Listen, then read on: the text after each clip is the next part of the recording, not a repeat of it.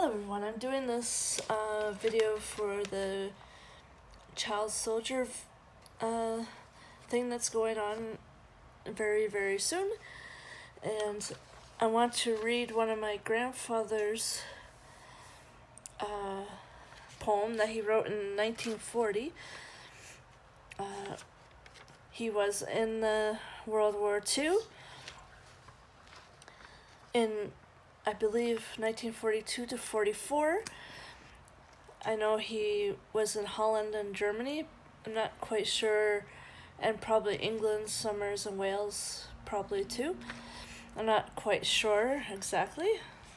How old was he when he was in his 20s when he did that. He was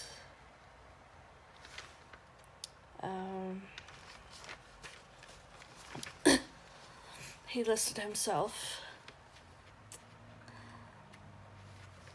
My other grandfather was part of the war too, but he didn't go overseas.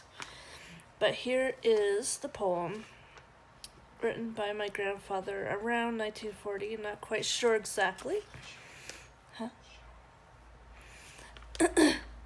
It's called When I Was Young. Away back yorn when I was born, you had no car to blow its horn.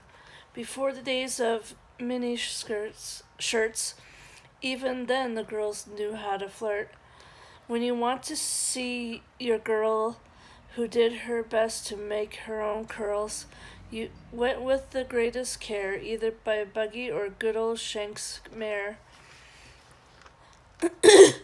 About a half a mile from our hearth, there was a family named Rayworth. This was a family of 6, and a wild-eyed mare by the name of Trix. Also, Grandpa Smith, who smoked a pipe. Sometimes it smelled just a little too ripe. And Grammy Bess, of 72, amused us by doing a step or two. Dad Claude, although he loved to win a rubber, would sit and smile and say, "You young buggers."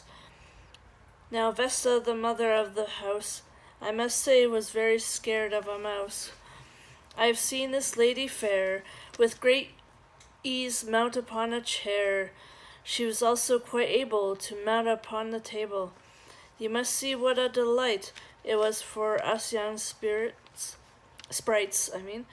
to see her climb to higher heights. Now this was a family of all girls, who made our young blood whirl. Muriel was the oldest of the 4. How she loved to be on the outdoors. She also became quite adept at walking in her father's footsteps. There was Sister Eileen, who was meant to be in the kitchen, it seems. Betty was the elf. She couldn't keep her mischief to herself. Joan was younger than the rest. To join the fun, she did her best. Sandra was born too late to join the fun of 1938.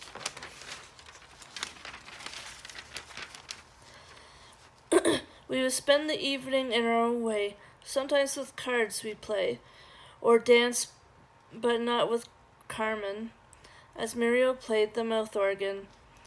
Then for a change of pace, croquenolles would add a little spice. If we could, then brown sugar fine. Eileen would, who was so kind, would make us some fudge, and to our great joy we would all indulge. We had all the fun we wanna without the use of marijuana. Sometimes there would be a wood-splitting party. After this we'd all eat hearty. Then upon the hardwood floor there would be a mighty roar. We would all begin to prance as the fiddle played for a good old house dance. Then on Sunday Mom and girls would sing some of the old favorite hymns. She on the organ would play a melody, while we, the boys, would enjoy the harmony. Out of this sport we got a bang. The youth of today would want a Mustang. Although our games were quiet to play, I think we enjoy life more than the youth of today.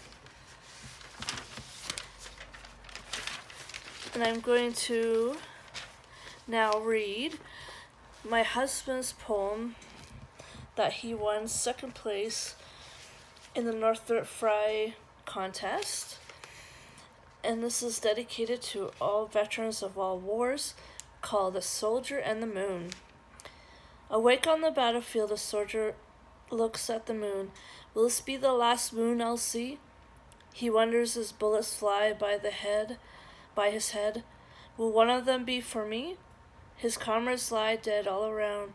Charge their lines, the sergeant yells, and a soldier knows not to freeze. It's a life and death fight, but he remembers his family. Dear God, don't let me die. My wife and kids means everything to me. The battle is done, night returns. Looking at the moon again, the soldier says, Thank you, Lord, for the moon. The war is over, there's peace. Sailing home, he mourns his comrades, dead and left behind. Closer to port, he remembers what he was, like a child going to war, but a war-stricken man now, with blood on his hands. But I'll see my family again. His kids come running as he leaves the ship. Daddy, Daddy, is it really you? Yes, children, it's really me, says he, picking them up and embracing his wife. Later that night, with wife and kids asleep in his arms, the moon shining, he whispers, Thank you, Lord, for the moon.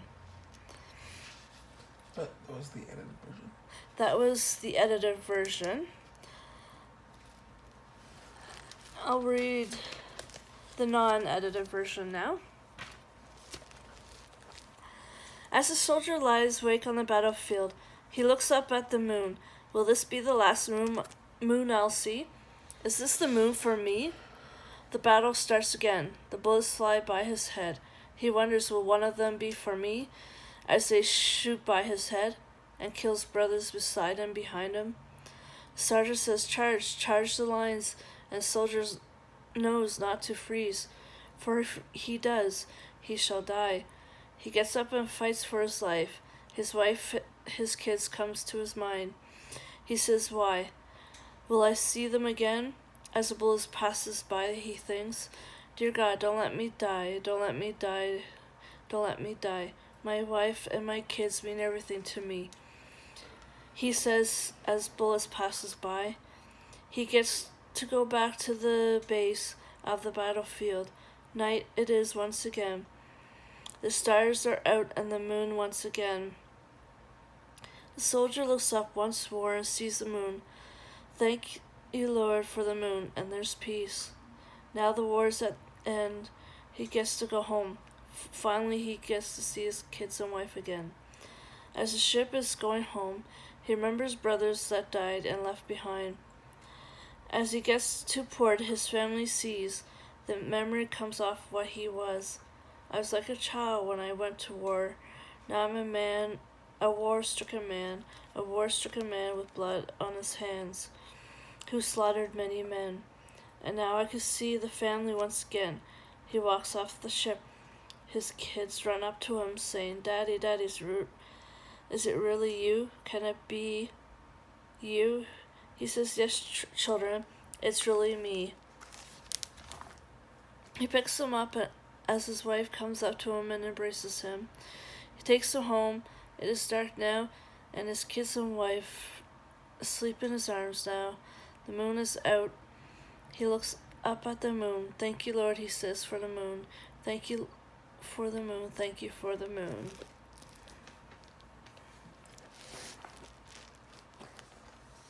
And those are the poems for The Child Soldier.